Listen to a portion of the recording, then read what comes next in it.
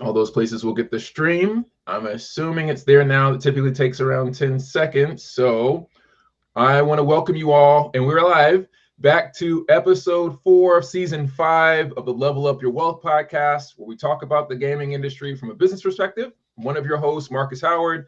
Mario, please introduce yourself. And Irina, we can't wait to speak to you. Yeah.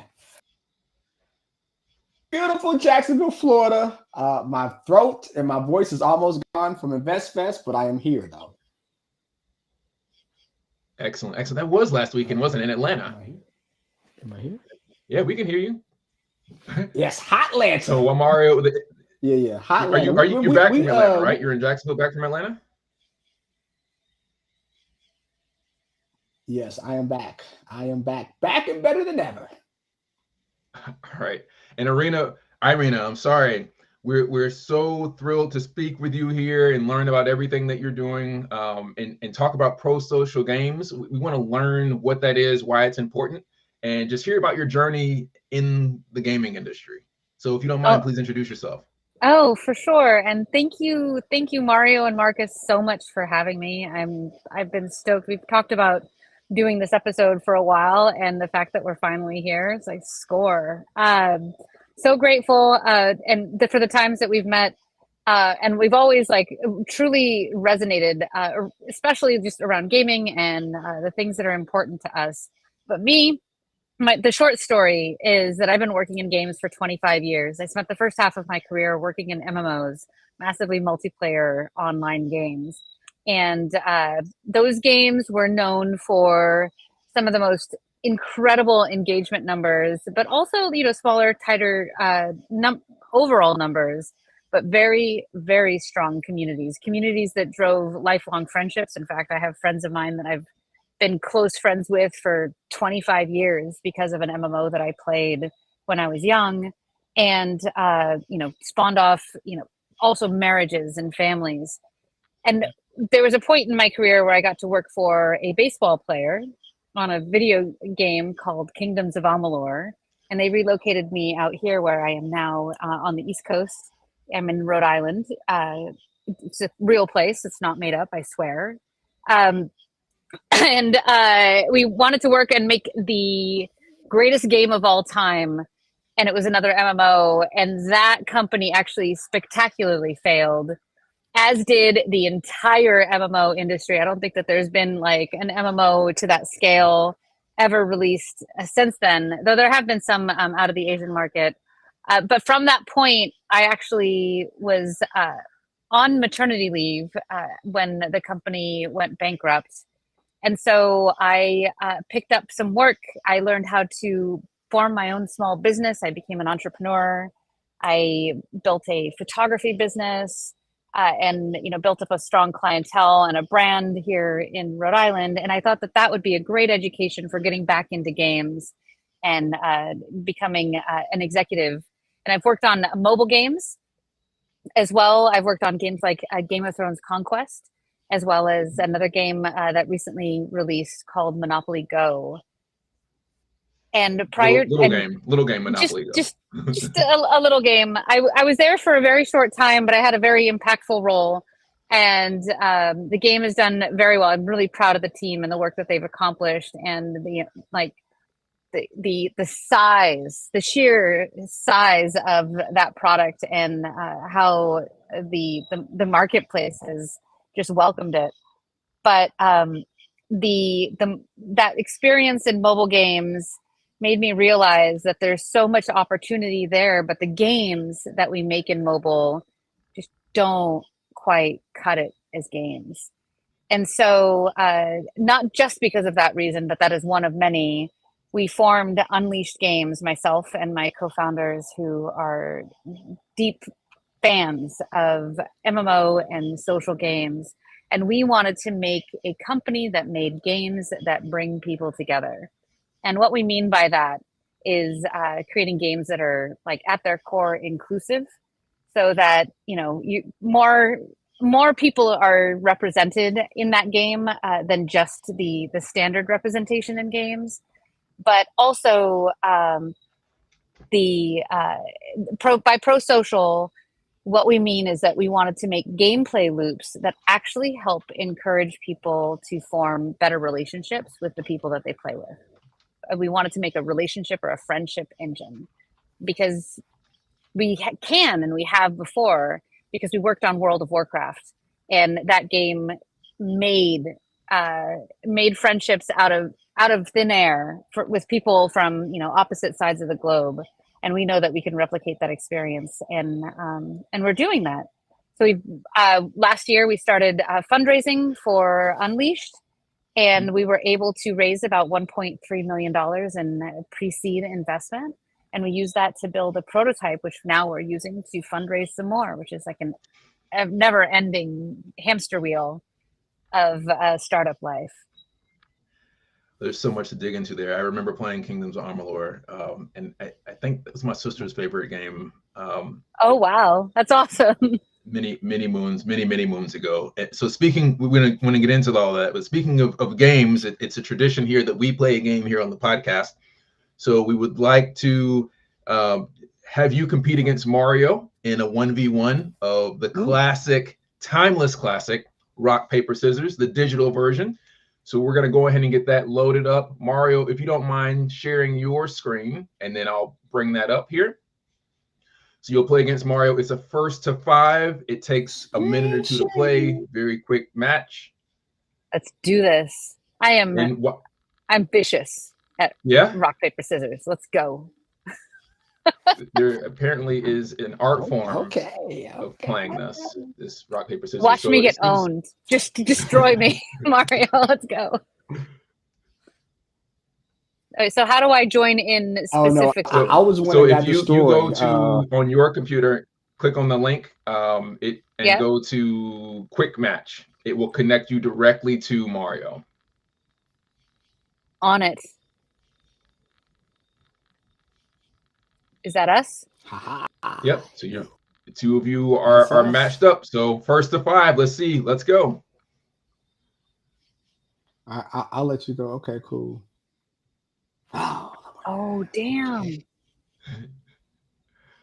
It feels different not actually using my hands. Oh, you're destroying me. My youngest son is 2, and so he's watched his older siblings play rock, paper, scissors, but so he understands like how to play rock, paper, scissors, but only with rock. So he only ever plays rock. He thinks he's winning. It's like smash some time. Right. Oh, Mario, you're so good at this. Yes. Well, that was a good show. It was fun. It's a nice little icebreaker. You win some, you lose some. To in your defense, Irina, Mario's been playing this game now for 6 months. Yep. Well, Mario, you are the champion. I bow down to you, my friend. Yes. So Kingdoms of Amalur, it was online as well. I know it was definitely an RPG or had RPG components to it, but was it also online? Maybe we didn't have online access when we played it on Xbox. Well, that's the thing, is that what you played was Kingdoms of Amalur Reckoning, which was supposed to be a prequel to the MMO that we were making. So 38 Studios started making Amalur long before Reckoning came out. And it's kind of a convoluted story, but we actually saved from THQ, we saved Big Huge Games. THQ was looking to sell Big Huge Games, and they had made amazing titles like Rise of Nations. I don't know if you're an RTS player at all, but Rise of Nations was one of the most beautiful RTSs that I had ever played. And they were working on a single-player RPG with their own IP, and it wasn't quite jiving. I had come in shortly after the acquisition, and we were doing some user testing, and like the world just wasn't resonating with players. So what we did was we had author R.A. Salvatore extend the world that we were building for the MMO. And the MMO itself, like we had like the most incredible wiki. It was like 4,000 years of history, 11 races, an entire like continent of cultures and characters that we had developed, and Reckoning happened, I think, 3,000 years prior to the action of the MMO. So we like made a really like clear separation. And we basically back built their game into the IP that we had developed and the world building that R.A. Salvatore had created. And it was so good. The way that they did that adaptation. So there was no online play particularly for that game, but it was supposed to be like a teaser for the world that we had created for Amalur, that world that nobody's ever going to see. It's so sad. And for those of you who haven't seen it, this is the cover art, Kingdoms of Amalur Reckoning. When you said Reckoning, as soon as you said it, I was like, oh yeah, it was Amalur Reckoning. And it ended up being a single player experience. I remember, is it Kurt Schilling? It was. Yeah. Kurt Schilling baseball was player, the founder from the Boston Red Sox. He was the one with the bloody sock. The bloody sock. Did he run for? Did he run for like office, or was it senator, governor, or something? Something, I don't know. Oh, he got involved in politics, but we won't talk about that. we won't talk about that. Okay. He's. You can go your own way. Like he did his own thing. I respect that.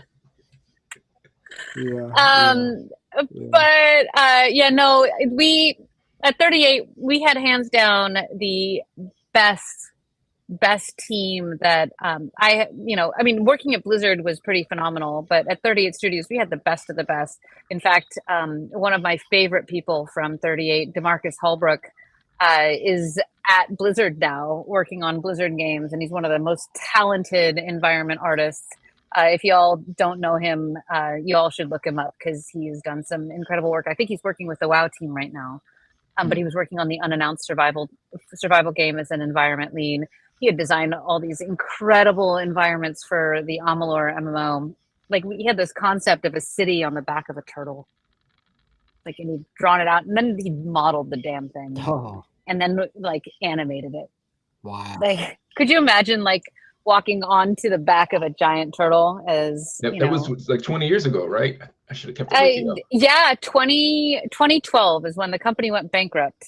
Yeah. So. Wow, ancient history.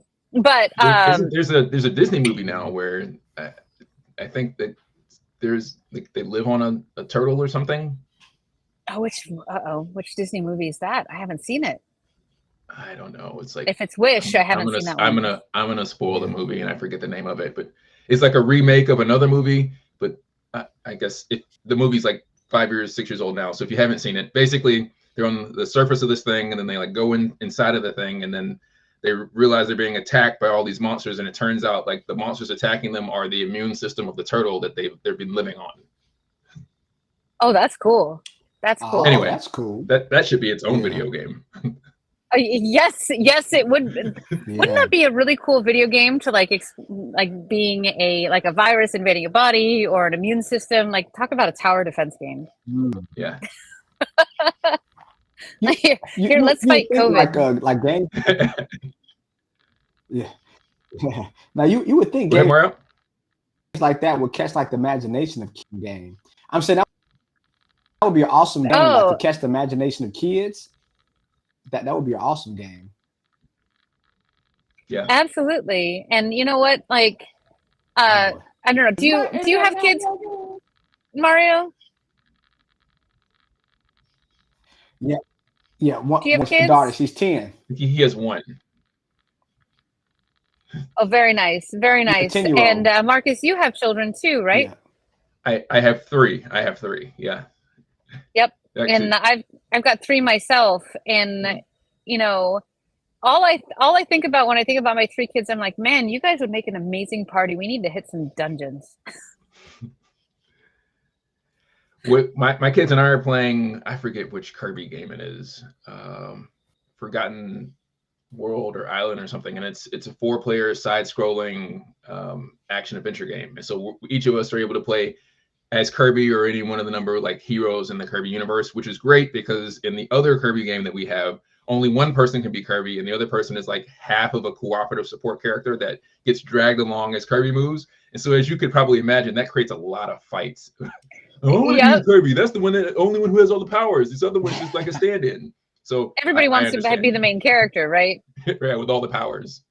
Absolutely, absolutely, and that's the thing. You know, especially with a lot of these games that are like crafted around a single character. Right, you know, that's the hero that everybody wants to be, that main standout character.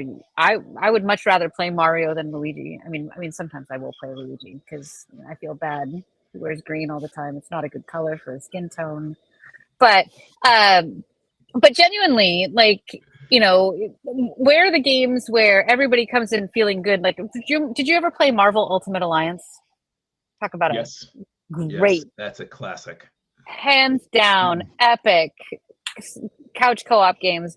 By the way, where are the couch co-op games these days? Like, how many? Like, have you ever gone to the couch co-op section in the PlayStation Store?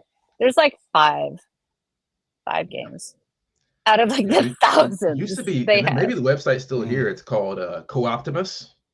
Yeah, and it catalogs like all the couch co-op games that exist across the number of platforms. Where have you been all my life? I'm gonna have to. Optimus.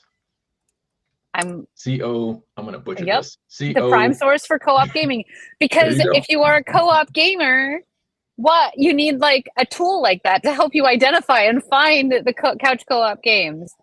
Yeah, these are like the hashtag, the problems we want to solve, because there's just like there's not enough for having that moment where you're all like I don't know. I played a lot of EverQuest when I was younger, and we had a lot of moments where our asses were handed to us by gods, dragons, or, you know, just a really bad pull in a lava-filled dungeon. And like now as an adult and having kids that are like adolescents, and my 7-year-old can definitely keep up with the older kids. All I want to do is like have those moments with them.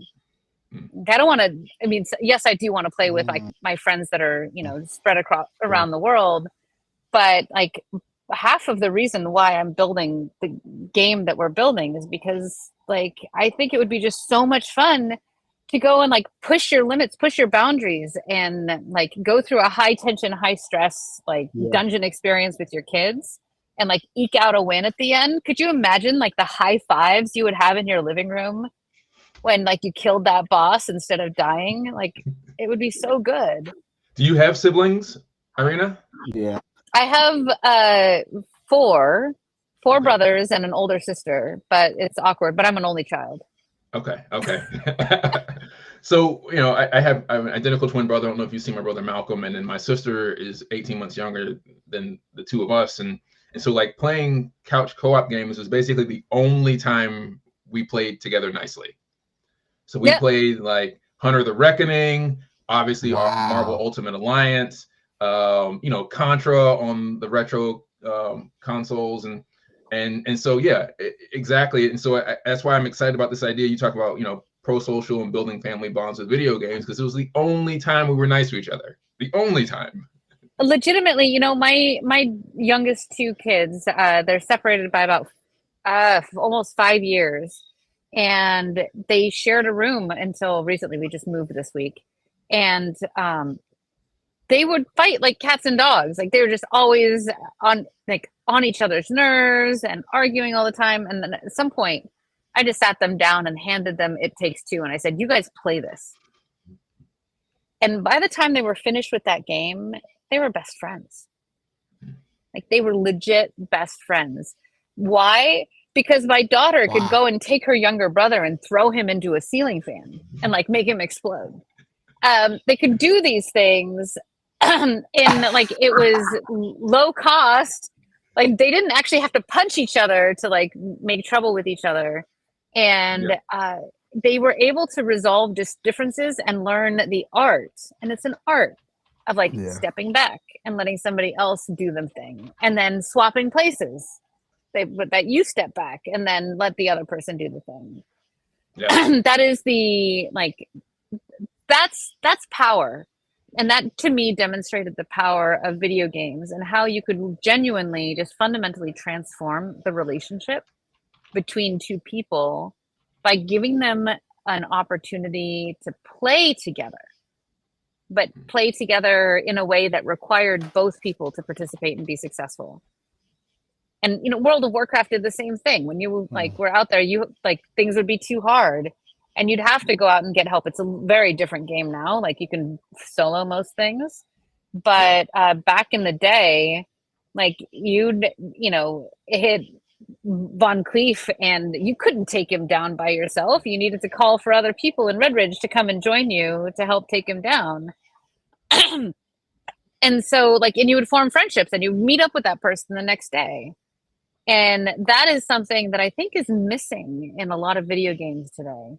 Video games tend to be, about dominance or, last man standing, like the battle royales or tax shooters. I mean, tax shooters are kind of a blend between the two. You get some of that co-op fun with the win.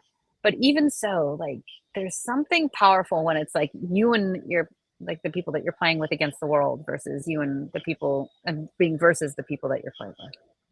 Yeah, I think Mario just stepped out for a little bit. He'll be right back. But I agree with you 100%. I was recently interviewed for an article with the Associated Press last week.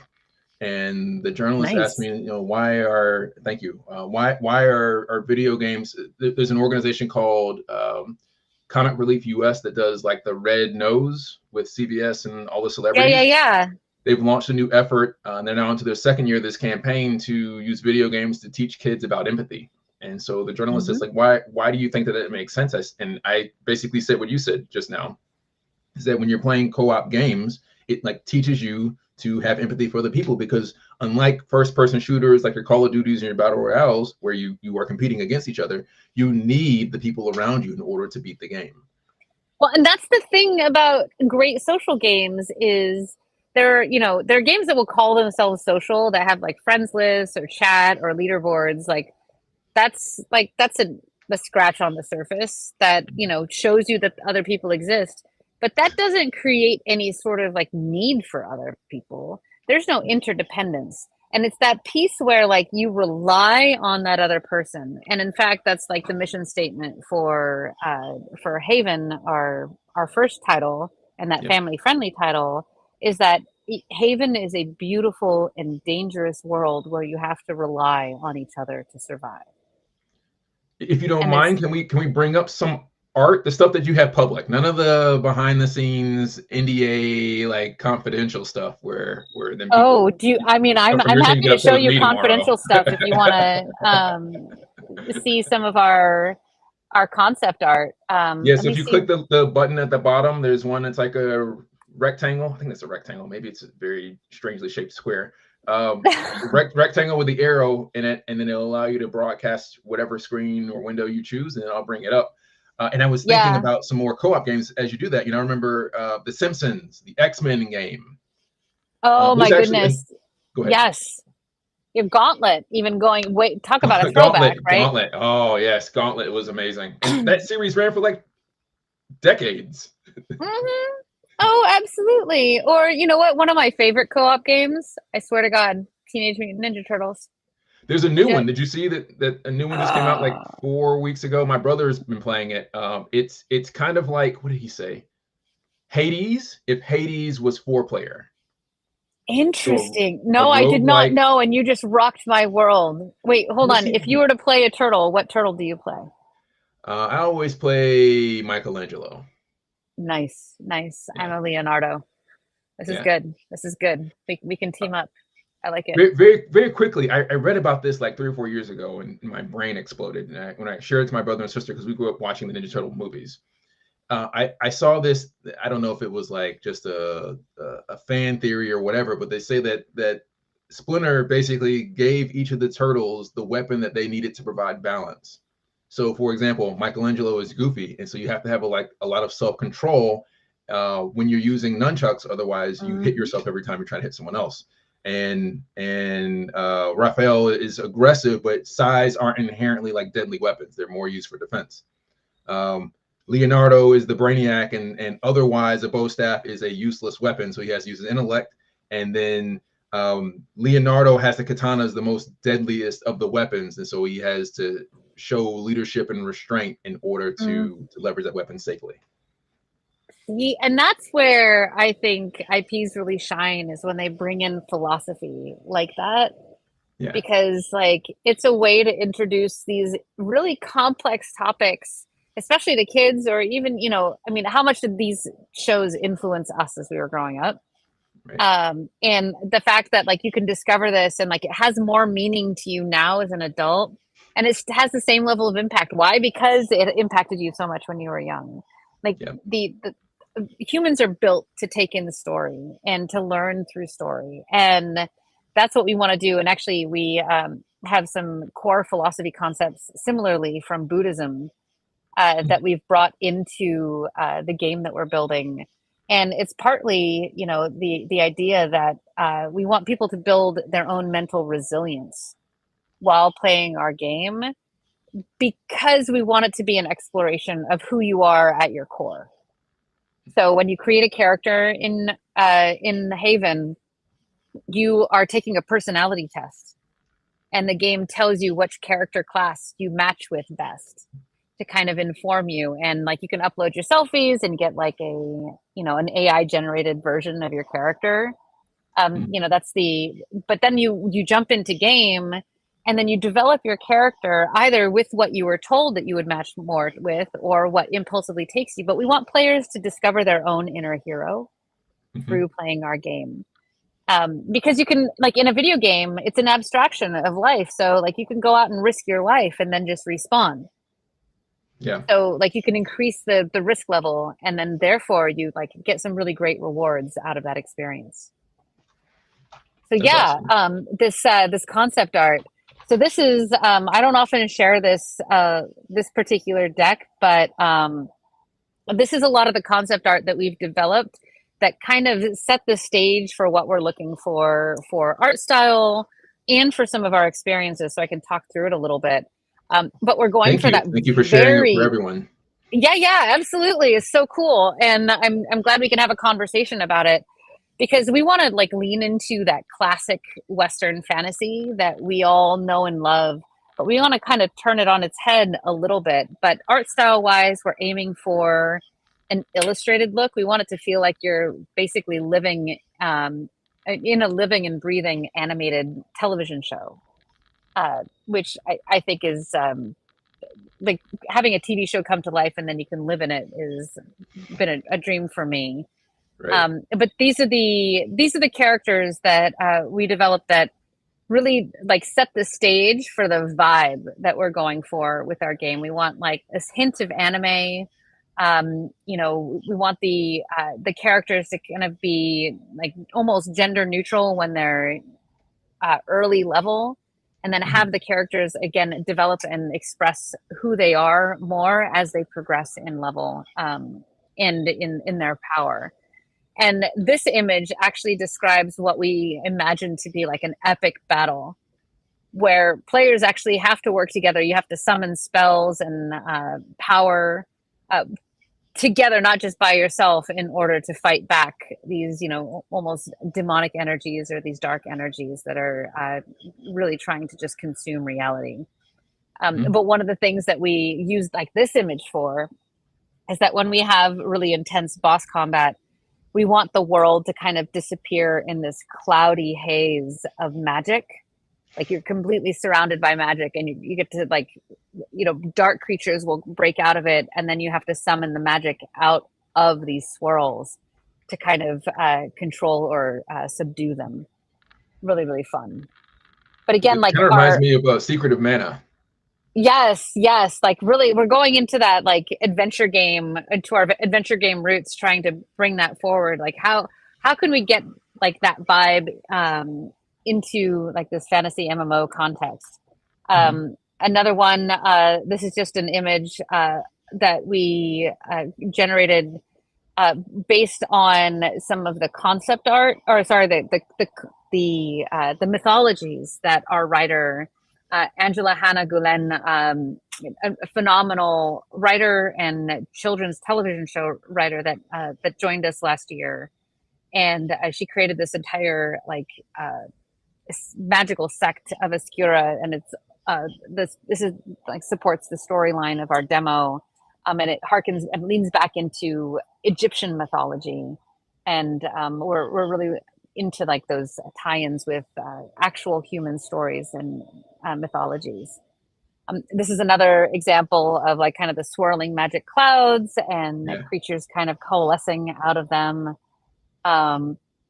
This might be a dungeon entrance that appears in our dark forest.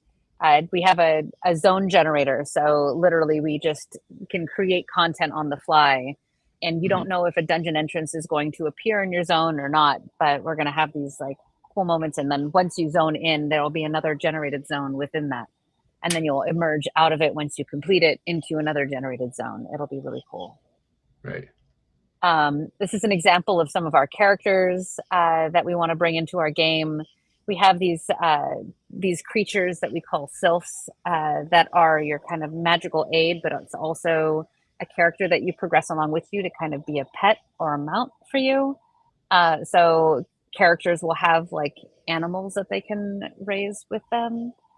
But you can kind of get a sense of the art style of the armor that we're going for, the range of what your character can look like, and the types of self-expression that we really want to support. It's beautiful. Yeah, we're super excited. This was actually cool. This is one of our early images of like, what does it look like when you encounter, a shadow infected tree in the dark forest? And like this really was just evocative for us to help drive some of the imagery that we use to develop the look for our zones. And then what does it look like when you come home? Sorry, go ahead. It reminds me of the tree from Fern Gully. You ever see that old movie? Oh, I love that movie. Are you kidding? Yeah. For sure. There's a lot of influence of like classic animation and that vibe in a lot of the work that we've developed. Yeah. So again, you can see here, what does it look like when you're coming home? Like, we want a game that's beautiful. We want unicorns. We want dragons. We want like classic storybook castles, so that it feels kind of culturally anchored. And that's one of the rules, like the narrative rules, is that you want to like normalize and set the stage in what people are familiar with, because that's when a little bit later you can start messing with them and start messing with the rules that you set. So yeah, this is kind of the high level concept art. Thanks for sharing that with us. Christopher says that he loves everything that you shared, and he's joining us virtually from Atlanta. We've got some names here. I can't see everyone's names, but some folks are saying they remember Fern Gully as well. Nice. For sure. That's awesome. How long have you been working on Haven? Haven itself, we've been working on since the spring of last year. Actually, in May 22nd was our first code check-in. And, I kind of used that date to kind of mark how long it took us. We've actually got a working cross-platform, cross-play prototype. And we built that in 7 months, which is kind of absolutely insane considering. But I'll show you real quick, because I can play it. I'm on a Mac right now, and I could log in on my Mac. You could play on PC, and when my phone is super laggy, but you can also play on the phone. So we can just log in. And the reason for that is because, did you know that 96% of kids in the United States have a tablet and access the internet through a tablet? So if you want to get to kids, you have to build a cross-platform game. Right. It also gives you 4 times the revenue when you build something cross-platform, but you can see. Coincidentally. This is our game so far. Yeah. So We should get you on one of our playtest streams to come and play with us, please. I have a PC here. I have an Android, and I have a PlayStation 4. So I don't. Maybe you're already in PlayStation 5, and you've aged out of your playtest range. Nope.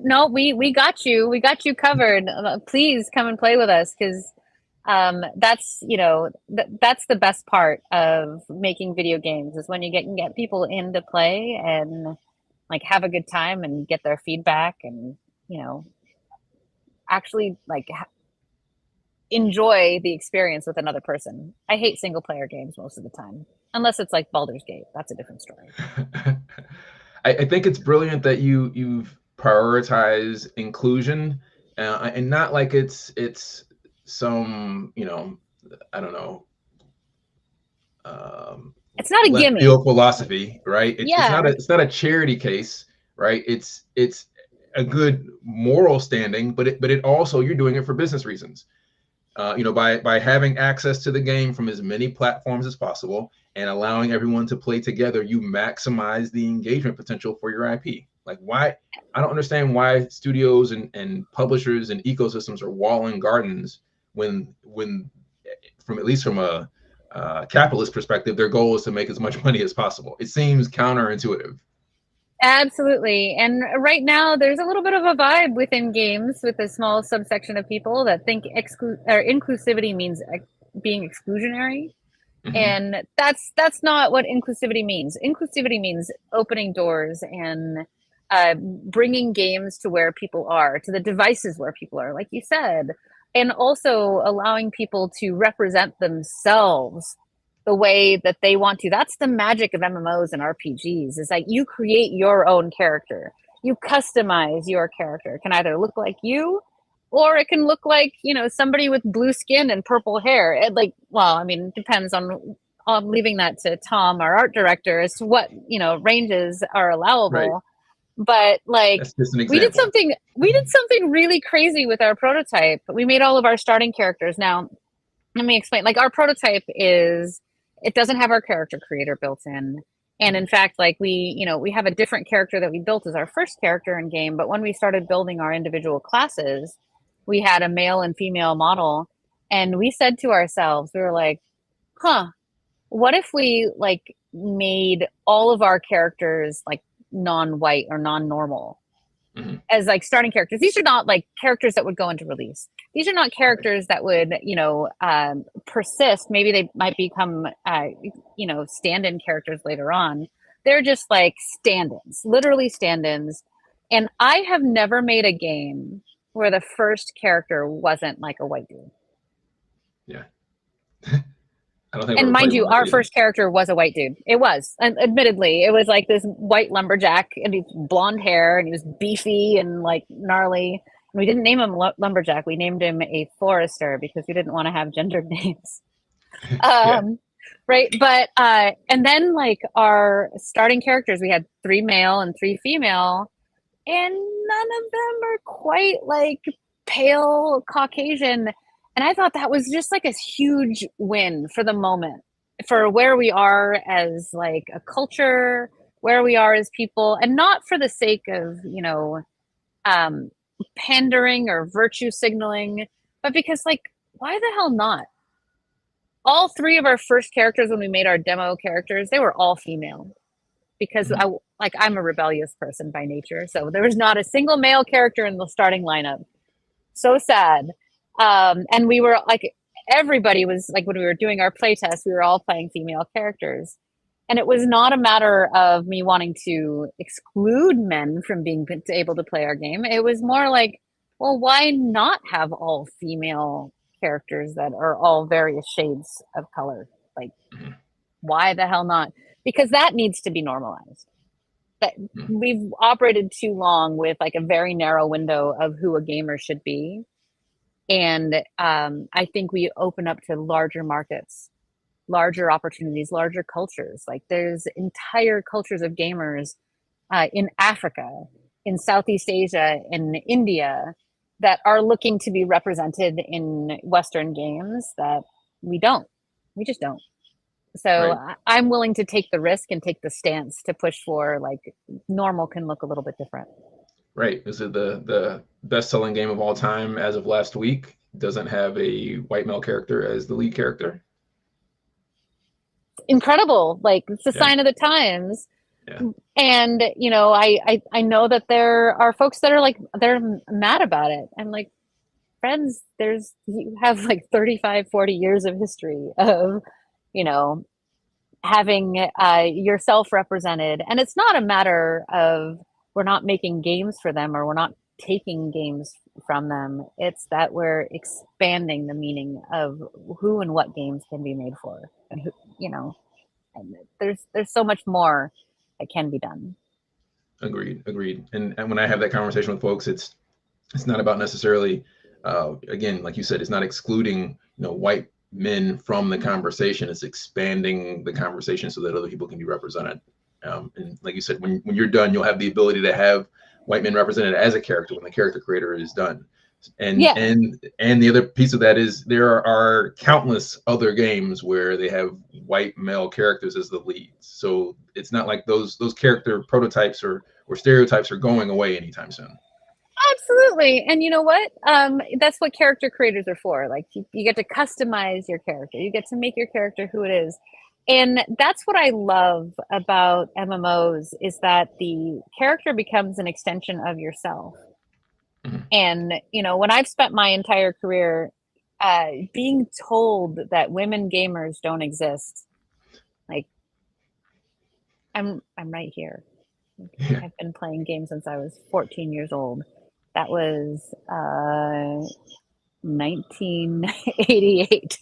No, 1990 or 1991. Wow, I'm really good at math. I'm really good at math at 9 p.m. But yeah, doing my best, Marcus. But I've been playing games for a very long time, and when like Lara Croft appeared on the scene, I was floored. I was like, this is the coolest game ever. And then there were like crickets for ever, like being able to play a female character. And there was actually a point where I like didn't play any games if they didn't allow for character customization, because that meant I couldn't play a female character. And I would like, just out of a simple matter of protest. Right. Just because we're, a minority doesn't mean that we don't deserve representation. Right. Oh, somebody else has been playing Tomb Raider. I have played Tomb Raider 2. I remember, I think on the PlayStation, right? PlayStation 1. Oh, yeah. Yeah. Classic. And now I think there's animes, or there's going to be an anime end of this year, sometime next year. Even cooler. And there's so much opportunity. And that's the other thing. So on one side, there's the representation piece. But then there's the other, like on the other side of, where games have gone today is I mean, I don't know about you. Do you feel like games have gotten like really dark? And even like just IPs in general, and movies and television shows, they've gotten like not just adult, but like very adult. Yeah. More mature, darker themed. Yeah. Like whatever happened to the days of like, Batman and Robin when they were goofy? Now it's like all Christopher Nolan, I'm Batman. Right? They're all super serious. That's a textbook example. You're right. Right. And like, if you look at the Adam West version of Batman versus the Christopher Nolan Batman, like it's night and day. And I remember growing up in like the 80s and 90s, dating myself, but like I grew up watching Star Trek and the X-Files and, these classic shows that, what are some other ones? If it makes you feel any better, I also grew up watching the X-Files and Star Trek. Yeah. Okay, good. But like those shows felt like they were for adults, but kids could watch them. And it wouldn't like give me nightmares. I mean, it might like give me like some anxiety because like some Crash Bandicoot. I love Crash Bandicoot. Perfect. And they rebooted that recently, the whole series. Yeah. Oh yeah, they did, didn't they? Remastered rather. Yeah. No, but it's so good that the stuff is coming back for newer audiences. But like, do you remember I grew up watching television with my dad, and we would watch these shows like at 8 or 9 o'clock, mostly on Thursday nights, actually, when the good shows were on, like Marcus's podcast. But you know, it felt like they were shows made for adults that kids could hitch a ride onto, and there's a vibe there that I think is missing in games. Of what are the games that are like a little bit edgy for kids, but still acceptable, that parents want to play. And that's the kind of the line that we're trying to ride with Haven, of like, let's make it feel like it's adult and not kiddie. Because like most kids games end up being really juvenile. Right. And they pander to the youngest set and make it super cutesy. That's like kind of the brand strategy of Nintendo. That's true. That's true. But where's the other side? Like, you know, when I played, I mean, WoW kind of hits that mark really perfectly. It's still cartoony, it's still accessible, but it's also still like, it has some like adult jokes, and it feels like it's, you know, still targeted towards adults, and young people can jump in and play. So that's where I think that there's a sweet spot of opportunity of bringing together, you know, kids and parents to want to play the same thing. Yeah, and you see that in movies as well, right? Like Sonic is one of those types of movies that's like written for adults or written for kids, but so that adults can enjoy it. So yeah, I see what you mean. Yeah, and where there, I think there just needs to be more of that. And now that kids are pretty much being raised by video games, right? And we as parents, like, we grew up playing video games, and this is the first time in history that we have a generation of parents that grew up playing video games. And one of the, like, you know, I'm fundraising right now, and one of the audience pushback pieces that I get from investors is that they don't think that kids want to play video games with their parents. Which, like, literally my 7-year-old says we don't have almost enough time every for single that. night. Yeah, my 7-year-old says, like, Mama, I want to play a game with you. And I'm like, honey, I don't want to play Minecraft again. My son told me that before he went to bed. He's like, you know, Mom said tomorrow's Friday. He's 6. Tomorrow's Friday, and so on the weekend we play video games. So I can't wait to play. What is he playing now? We played some Kirby. I don't know if you ever played Knack. Knack is another one of those classic co-op games on PlayStation. Knack so 2 cool. is co-op. But yeah, exactly what you said. But I had a startup that was in the indie game space. I ran for 7 years, and we had to pivot away from it because nobody understood that indie games were important. Coincidentally, now everybody's investing in indie games. I guess I was too early. But I had investors. You're ahead of your time. It feel like, and the response that you got feels like when investors make up a reason to say no because they don't want to tell you the real reason, because anybody who's even like casually aware of the space knows that that's not true. Like, kids want to play video games with their parents. I think, what is it? ESA has they did a report or research, and that's one of the key stats is like the high percentage of kids who want to play with parents and parents who want to play with their kids. 77% of gamers who are parents play video games on a weekly basis with their kids. Yeah. You know, at least an hour a week. Yeah. And, you know, I would be playing a lot more where there are games that were like, you know, if Subnautica were multiplayer, I'd be all over that. Yeah. Like, legit. It would be so much fun. You know, cool adventure games where I feel like we're, you know, it's me and my kids against the world, because that's what forms family bonds. Like when you go out camping together and you have to figure out how to put up the tent, or like you're cooking breakfast in the morning, but like you have no electricity and just a lighter and a camp stove, you know, right. Figure it out. But like those kinds of challenges that, like, they're not going to kill you. They're just going to push you into, elevating yourself, or, you know, learning new skills. Those are the moments that actually make families and strengthen families. And there's, I think, lots of activities and like the cultural influence right now is separating us more. So I want to kind of turn the tide and make something that actually brings us together. That's awesome. Can you talk a little bit more about, you said you've raised $1.1 million, and I think you went through the first speed run, which was A16Z's, I guess, dedicated gaming fund. Can you talk about whatever piece of that you want to talk about, but generally your experience of raising is, you're in a marginalized group as a woman, being Black, you've probably seen the stats that I think less than 3% of venture capital in the US goes to startups with women founders, less than 1% go to startups with Black founders, which is why we had to shut down my platform, even though we had users in 40 countries. My brother and I both have technical degrees. We play video games and have been making our own game. People were telling us the thing that we were actively building with users in 40 countries couldn't be built. So that's what I say, like when investors will just make up some random reason to tell you no, and the reason is that they're implicit bias that they either do or don't want to acknowledge. I don't think they see it themselves. I mean, that's what the nature of cognitive bias, right? Is that they can't quite put their finger on why they don't trust that founder. Like, when you don't know, it's usually some sort of like, racially or gender associated biases. Like, I just don't like that guy. I don't know why. Yeah. But yeah, no, the investment rates are dismal, and we, when we started raising, and Speedrun announced their first cohort for the accelerator. And by the way, A16Z just announced Speedrun cohort 4 applications are either open now or opening soon. And one of the things that I do, and please feel free to reach out to me if you're interested in applying to Speedrun.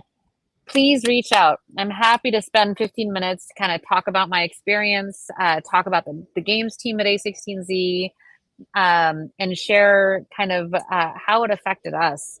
But really, Speedrun was the catalyst that changed everything. It took us from a theoretical company to, like, when we got our first check, we checked in our first piece of code. Speedrun invested $500,000 when it first started, rather than this. Like, they offered $750,000 for, an indie game team.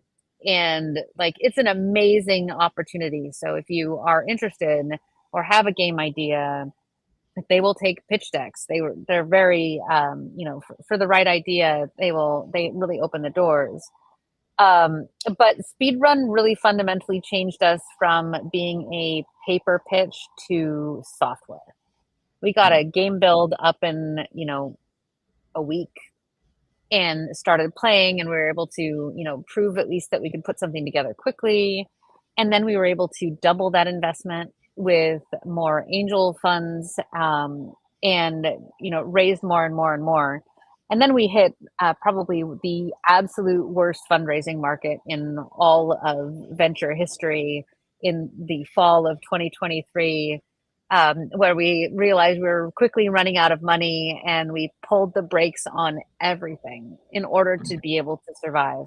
And right now, like, even though we've been in Speedrun, and we were actually, like, I was named by the social justice venture fund, Angels, an entrepreneur to watch for 2023, and then Lightspeed and GamesBeat named Unleashed a game changer for 2024, like, because they were so excited by what we were doing. And all of that still made it impossible. Like, we were still, it was impossible to raise at the end of last year. So no matter what the accolades and press and whatever we would get, our logo is flashed on Times Square, like check bucket list item, check off the list. And even so, that wasn't enough to be able to raise our seed round. Mind you, right now, we've had to pivot a little bit in order to be able to gain traction, because right now, if you go to most venture funds and you say, hey, I'm making a game, they won't talk to you. They'll say, we don't invest in content. Which is, I thought that was the whole point of games venture investment, right?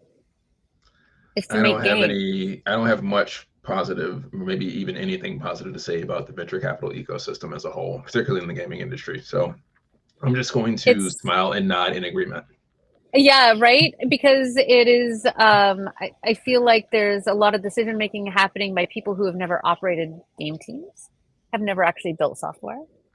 They don't know what it takes, and they don't know what it looks like. Like we're showing our prototype, and like when you look at the feature set in our prototype, it is out of this world, fully featured. We're cross-platform, like in a prototype form. We have multiplayer. We have boss fights. You can take down an Egyptian demigod werewolf guy in Kabomat in our game, and the fact that we did that is literally like a miracle in such a short amount of time, and have done so effectively with the quality of the UX. And yet, you know, we get feedback of, well, you're too early. We don't like this. Doesn't look like the game that people will want to play. I'm like, yeah, because it's not. Prototype. It's a prototype. Do you know what lean development means? Like, you get so much PTSD right now as you're talking. So much PTSD. Nightmare material. Yeah. Wake up at 4 o'clock in the morning. Oh God, no hyperventilation for you. It's okay. I'm managing. But the good news is that we actually, and this is something that I can talk about, like the game that we've built was literally built to just get our tech up in place so that we could make multiple games with the same back-end system. Because we recently just got let out of the box the fact that we're not just building Haven, we're building, I can actually show you. You can share, please, go ahead. Yeah. So there's, so Haven, I'll do like a quick little 1-2 punch. So this is, you know, Haven. And if you want to sign up for our Friends and Family Alpha, if you go to haven.unleashedgames.com, you'll see here, you can click this link and become a founding player to join our, join our mailing list. But we have this other thing that we recently kind of semi-announced, mostly announced for venture because we're trying to fundraise. But if you go to unleashedgames.com/realms, this is our concept where we are building a platform for virtual worlds.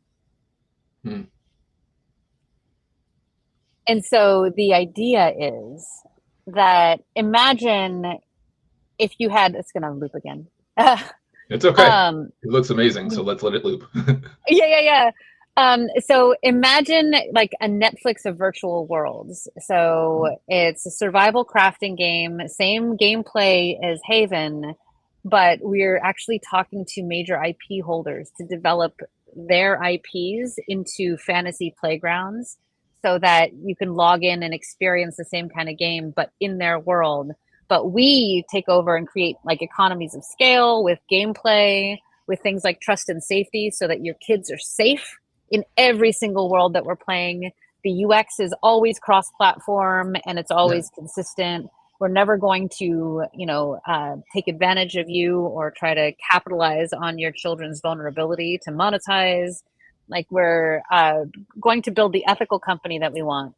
But at the same time, also create essentially what we're calling that Netflix of game worlds. And this is kind of our pitch about it. So when you talk about the play test, how many people can that support? Like how many is too many? Well, we have actually had up to like 30 people in our game at once, but like we overwhelm the content. Like the content's way too easy. So we haven't developed like dynamic content scaling to make the, up the challenge level. But the intention is to be generating zones for up to 100 players. Imagine kind of a long play battle royale that lasts like 3 to 5, maybe 7 days, with like lots of quests and mini dungeons that you keep returning back to until you've exhausted all of the resources or completed all of your quests. And then you've worked together with the other players who are in that zone to take down the boss. And then that zone disappears, never to be seen again. If you don't mind, I would love to connect you to that journalist I was telling you about earlier. Because oh wow, yeah. part of that conversation that I had with the journalist was, I said that Roblox is a better place for a cooperative environment than, let's say, Fortnite, because Fortnite is inherently more competitive. I said, but the downside is that Roblox is still trying to work its way through some grooming and other issues in their ecosystem. There's just not player safety there, especially for younger kids, like there should be. And also, they're trying to age up the platform and appeal to an older demographic. So whenever you combine the older demographic with a vulnerable younger demographic, it's going to create issues. It doesn't seem like they had player safety, especially youth player safety, as a priority as they built it and scaled it. And so I would have to imagine that there's a high demand for an alternative. There really is. And that's the thing that drives us, is that if you look at these massive platforms, Minecraft has actually done a really great job in like, they have a consistency of experience and like the quality experience, but I'm not going to spend my free time. I'm not going to want to spend my free time playing Minecraft.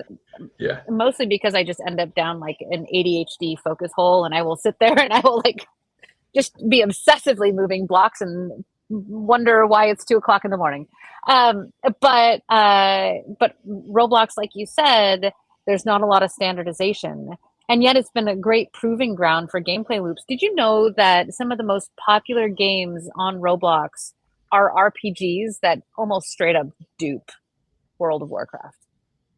That wouldn't surprise me. I've seen some duplicates of like the game mechanics core gameplay loops of like Super Smash Brothers and some other core popular games that were made on traditionally PC like Steam. I think there's also actually even like a genre of companies that basically just take like very popular games that exist on other platforms like Switch or PlayStation or Xbox and then port them essentially into Roblox. Yes, and it's a brilliant play because the audience is there, but that audience is getting older. Yeah. Right. And my 16-year-old babysitter, she will come and play Roblox with my kids, but all of them are like, they want something new because the visual fidelity isn't there, the quality isn't there. But at the same time, my kids are obsessed with a game called World Zero, which is that dupe of World of Warcraft. It's had over 320 million plays. Wow.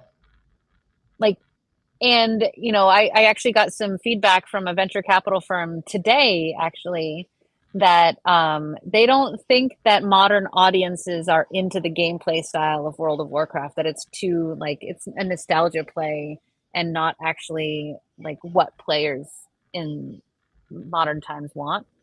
And I'm like, but what about these numbers? I'm like, there's an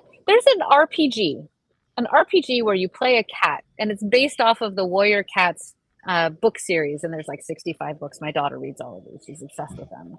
And she will play her Warrior Cats RPG where all they do is just role play back and forth as these cats in this game world. And she will play it for like days and days and days and days. That game has had over 520 million plays. I was just checking the stats today on the Roblox catalog. Yeah. It's insane. Kids want games like that. Kids want more slower paced games where they have space to socialize and to get to know one another. But parents don't want that to happen unless it's safe. It's safe. Yeah. And so you need both of those pieces in order to create the freedom for kids to be able to play and the parents to feel comfortable with them engaging. And I mean, if it's going to take a mom to go out there and build this platform, like, okay, I'll do it. I think it is going to take a mom to go out there and build it because it's just, there's not enough diversity of thought in the gaming industry at an executive level to even acknowledge that this opportunity exists, nor have the perspective and the value system to deliver it. So thank you for doing that. I remember it was a couple weeks back, I had downloaded a demo on my PlayStation, which is kind of a tower defense game. And I thought it was just like a single player demo, and it required me to sign into PlayStation Network, which I thought was odd at the time. So then I went into the kitchen to go make a snack real quick. And then I heard extra voices on the TV.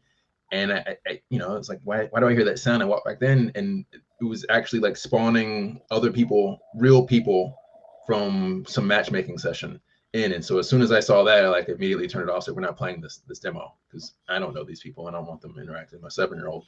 and it didn't communicate that it was doing that. So I understand exactly what you, and agree with you that, you know, I want my kids to play in that environment. My kids want to play in that environment, but I only want them to play in that if I can guarantee that it's safe for them.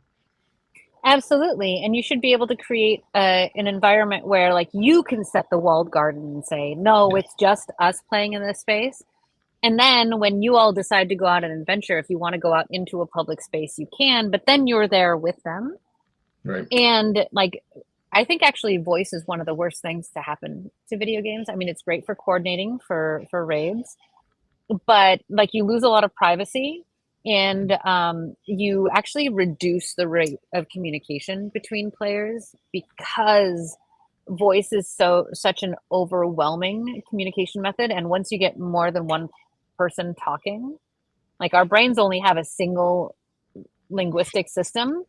Yeah. Like you can't, like, have you ever tried to read a book while somebody's trying to, like, or your kid's trying to talk to you, or like you're reading something, like reading instructions to like make them the mac and cheese? Like, dude, just please stop talking for a second. 30 seconds. Give me 30 seconds. Right. I like to say to my kids, mommy needs her brain right now. Can I have my brain? Yes. But genuinely, like when more than one person speaks, it can be overwhelming. And especially these days, as we're recognizing, you know, like people being more on the spectrum than we actually realize, ADHD being a more prevalent thing, especially with some of the mental health challenges that we're culturally facing, and it's becoming more and more of an issue. Voice can actually be detrimental to social bond building. So we're talking about doing things like, you know, if we do support voice, allowing for you to modulate your voice so a kid's voice can be changed to an adult voice. Mm-hmm. And doing so on the fly, and then having AI systems that monitor the voice chat to immediately squelch based on content. You know, because like AI, this is something that I was talking about earlier today in a call, that like AI allows us to monitor multiple streams of data so that we can contextually and appropriately identify things as bad, rather than just relying on a single like F-bomb and saying, oh, you're done. When that F-bomb could have been like, I just won something. Yeah. So context always matters, but AI allows us to determine the appropriate context, or at least the more meaningful context. And then also, you know, just having chat, you know, maybe it's not even having any voice, and it's, you know, just having speech to text so that the output is always text. Mm-hmm. And then that way it's easier to monitor, easier to control, and easier to prevent any sort of like slip ups. And also there's the protection element of it. And I also think that like social bonds are much better in a text context. I don't know if you ever logged into like BBSs or chat systems when you were younger, but that's how I made most of my friends when I was a teenager. And like, I don't know, I feel like the relationships that I got there were stronger even than some of the relationships that I made in high school, because we would just sit there and like type to each other late into the night. I remember AOL Instant Messenger. Yep. Oh, absolutely. And you probably made some great friends, and friends that you're still friends with to this day. Yeah. Why? Because you just like type in random words to them for hours on end. Right. And there's something to that. And what that does, though, is that once you get into text, the younger set, that they can't read, they can't type, so they're almost instantly protected. That's true. That's brilliantly true. Right? And like you have to go through the filter of mom and dad, because like as on the other side of the story, you know, I'm watching my son watching YouTube Reels on speaker. And like, I've literally heard YouTube Reels that are grooming to him, right? Like some of the things that I've seen him, like that get fed to him as like YouTube kids, have been shocking. Like where is the responsibility of the technologists to protect the consumers? Like they can't just, you know, allow anything to get thrown out there. And I'm not an advocate for censorship at all, but I'm an advocate for creating safe spaces for everybody to participate. Agreed. Spot on all of that.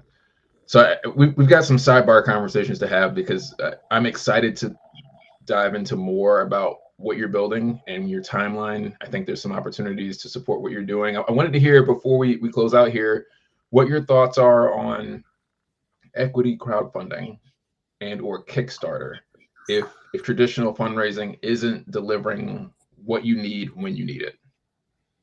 Yeah, that's actually something that I've been deeply exploring, and something that I've always believed in, because I also think of employees or people that come and work with us as investors, that instead of giving money, they're giving their energy and their talent, and that is just as valuable as the cash, right? And when you and the idea of building up a fan base and a community around this title and around the types of games that we want to make, and having people be so passionate about it that they want to invest, or giving them a vehicle to be able to invest and participate, not only to help us, but also then to reap the rewards of our success later on. Like, that is super, super appealing. So we've been doing an evaluation of all the different crowdfunding platforms. I've talked to Start Engine, I've talked to Dealmaker, talked to WeFunder, we talked to Kickstarter, and actually have helped run some Kickstarter campaigns, some successful, some not. And the hard part is that many of them take money, because you still need advertising money. You still need to get ahead. Yeah. And every platform has its own benefits and detriments. But the thing that I find really compelling about it is to be able to open up the doors to, gamers who want to be able to support in some way, but they don't know how. And say, like, hey, like, be a part of this company, be a partial owner of this company, and help us make this, dream for all of us a reality. I love to see it, and I wish it was a more sustainable model, and I wish venture didn't look down on it as much as it did. It's jealousy. It makes the traditional venture capital model obsolete, or at least ineffective / inefficient. Kickstarter is tough. Go ahead. Kickstarter is tough because of like how much marketing it takes and how much prep work it takes. For sure, Kickstarter. And now it's so competitive, and not all of us can be a Stormgate. They had already had a finished game and raised tens of millions of dollars beforehand. But yes, not everybody for sure can do that. Exactly. And the advice that I've been getting is to still raise my seed round. We're raising 4.8 to be able to get Haven to market, to raise that seed round, and then with that seed money develop more so that we could get to a point of where a Kickstarter or a crowdfund would be more viable, because we're afraid of people seeing our prototype. I mean, there are some folks that are more judgy than others. See our prototype and they're like, "What's up with these? With these graphics?" And I'm like, "It's kind of by design." Prototype, but it says it at the top of the screen when you click to play. Prototype. Yes. The reason I ask is that I've been following your journey for quite some time now, and I believe that you have a strong community of gaming industry professionals who support you and what you're trying to do and your team and your success. And I think they would financially support. Everyone can't, because obviously 30,000 people out of our industry have been laid off for the last 2 years. But those who haven't been, I think would support you. And then I also believe that gamers want to have a financial upside in this passion of theirs, that they're constantly investing their time and money. And very few game studios offer that, other than saying, like, if you want to give us your money, that's fine. You're not going to get anything in return, but the entertainment experience, and that's okay. But I think there are some gamers who want more, and then I think that there are parents, myself included, who play video games, and just as we've talked about in this conversation, would financially support something like that. So I did a WeFunder campaign. It was only for $50,000 for my esports platform, and because of that, I have some connections there. Happy to have conversation with you there. I think that if I make a referral, that there I think might be marketing dollars either there or with Start Engine, because I'm a scout for Start Engine. I have to go back and check, because I haven't had those conversations in forever. but there are benefits that my referrals create for people who want to go that route. So if that's helpful, I'd be happy to help you with that. That would be incredible. Thank you. That's awesome. You're welcome. I believe in this. I believe in this strongly, and thank you for your time this evening. As we close this episode out, can you let people know where they can find you, where they can support you in the studio and your team? Yes. So the big thing is that every Friday at 2 p.m. Eastern and 11 a.m. Pacific, we stream our game. We play it, and we get a new guest every week to play our game, give us feedback, and you can see what it's like to play through Haven and play through our prototype. And I always give a kind of a company update because I, keep the community involved as if they are investors. So, if you are interested, you're invested and you are an investor. So, that's the way I view it. So come and find us either on Twitch at twitch.tv/unleashinggames, or on YouTube. You can find us. I think that our handle on YouTube is Unleashed GG. Okay. If so, and obviously you can find us on LinkedIn as well, at Unleashed Games, and find us there. If you subscribe to our channel, like any of our social media pages, you can find us on X too, but I don't like to point people in that direction. For obvious reasons. Yeah. But it's become a really dirty pool, and nobody's, bleached the algae out in a long, long time. Nobody wants to swim there. Right. But please do find us, pandering, like and subscribe, because it's really those numbers that really get the algorithm going. And we'd love for you to join in and watch our journey as we continue to build Haven and unleash realms. Excellent. Well, one more parting thought. I think it would be cool, instead of necessarily raising the whole 4.3, if you could raise something less, like 1.5 or so, through an equity crowdfunding, and get a build that you could then demo to publishers. Because especially if you're raising that from gamers, like people who are investing but also playing, not only do you get the dollars, but you can then go to publishers and say, hey, we built this alpha or pre-alpha, and here are our engagement stats with the pre-alpha. And I think that increases the likelihood that you might sign a publishing deal. And then there are some downsides to that, but there are some upsides as well. For sure. And that's something that we're considering. We're actually talking about raising a smaller $800,000 bridge round right now, to get us to that friends and family alpha, so that we can actually have numbers with retention. And it doesn't take much. And then we can walk into GDC next year with a much, much stronger position and own the place. Excellent. Well, I think that's a winning combination, or winning recipe. So if and when you're ready to have that conversation, let's have that conversation. I have a second conversation with you also offline about just supporting your efforts to reduce toxicity in the gaming industry. I don't know if you've seen, for 3 years now, I've been championing that. So I think there's some opportunities in a couple of companies that I'd like to introduce you to. But it's late, so maybe that's a conversation we have for tomorrow or next week. I respect that you're also on the East Coast, and it is close to 10:30. So Irina, thank you so much for your time. I hope you've had a blast. This has been a ton of fun for me and everyone who joined. Mario, I'm sure, will watch the rest of this later. Enjoy the rest of your weekend. Thank you all for joining us for this episode. We will see you again next Thursday for the Level Up Your Wealth podcast. Have a great weekend. Peace. Have a great weekend. Bye.